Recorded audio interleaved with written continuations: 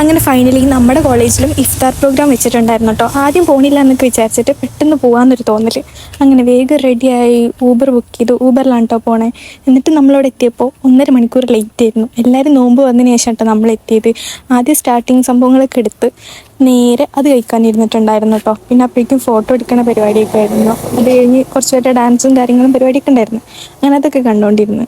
അങ്ങനെ അതൊക്കെ കഴിഞ്ഞപ്പോഴേക്കും പിന്നെ ഫുഡ് കഴിക്കാനുള്ള ടൈം ആയിട്ടുണ്ടായിരുന്നു കേട്ടോ. അങ്ങനെ എണീച്ച് നമ്മൾ കുറച്ച് ഫോട്ടോസും വീഡിയോസൊക്കെ എടുത്ത് നേരെ ഫുഡ് കഴിക്കാൻ വേണ്ടി പോയി. പക്ഷേ ഇതിലുണ്ടായ ഏറ്റവും വലിയ കോമഡി എന്താണെന്ന് വെച്ച് കഴിഞ്ഞാൽ മെയിനായിട്ടുള്ള ഫുഡ് കഴിക്കുന്ന ടൈം ആയപ്പോഴേക്കും ഫോൺ നമ്മൾ നമ്മുടെ ഫ്രണ്ടിൻ്റെ കയ്യിൽ പോക്കറ്റിലിടാൻ കൊടുത്തുട്ടോ. ഒരു കംഫർട്ട് ഉണ്ടായിരുന്നില്ല നടക്കുമ്പോൾ, അതുകൊണ്ട് അത് എടുക്കാനേ പറ്റിയില്ല.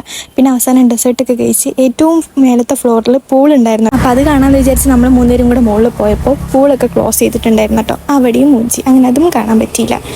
പിന്നെ അവിടെ മിറർ ഉണ്ടായിരുന്നു. അപ്പോൾ പിന്നെ കുറച്ച് അതിൽ ഫോട്ടോസും വീഡിയോസൊക്കെ എടുത്തു. അത് കഴിഞ്ഞ് താഴെ വന്നപ്പോൾ വീണ്ടും മിറർ. അപ്പോൾ നമ്മൾ വീണ്ടും കുറച്ച് ഫോട്ടോസും വീഡിയോസൊക്കെ എടുത്ത് അത് കഴിഞ്ഞ് അവിടുത്തെ കലാപരിപാടിയൊക്കെ തീർന്നിട്ടുണ്ടായിരുന്നു കേട്ടോ.